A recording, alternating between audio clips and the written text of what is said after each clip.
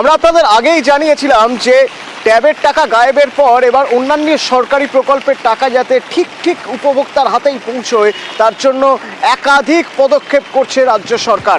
একাধিক ব্যবস্থা নেওয়া হচ্ছে, আরও সতর্কতা অবলম্বন করা হচ্ছে। যেমন ধরুন যে পোর্টাল, সেই পোর্টালের নাম আর অ্যাকাউন্ট একবার করে পাঠালে হবে না, দুবার পাঠাতে হবে যাতে ক্রস চেক করার অপশান থাকে। যেমন ধরুন নামের বানান যেন ঠিক থাকে সেদিকে নজর রাখা হবে। আবার যেমন ধরুন কাগজে কোনো আবেদন করা যাবে না, যা হওয়ার তা হবে অনলাইনে। এরকম 16টা নির্দেশিকা রয়েছে। কি সেই নির্দেশিকা? কিভাবে আরও বেশি মজবুত করতে চাইছে নিরাপত্তা ব্যবস্থা যাতে উপভোক্তার হাতেই টাকা পৌঁছয় সামাজিক প্রকল্পগুলির ক্ষেত্রে। সোমরাজ হচ্ছেন আমার সঙ্গে, সরাসরি বলতে পারবেন সোমরাজ।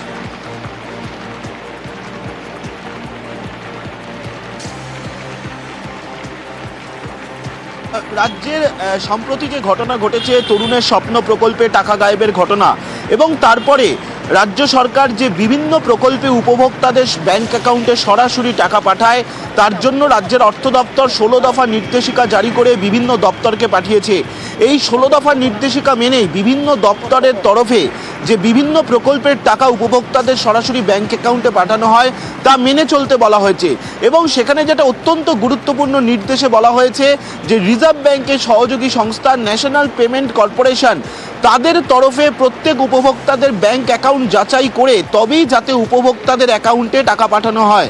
এছাড়াও 16 দফার নির্দেশিকায় বলা হয়েছে যে অনলাইনে আবেদন করতে হবে, কোনোভাবেই হাতে লিখে সাদা কাগজে আবেদন করা যাবে না।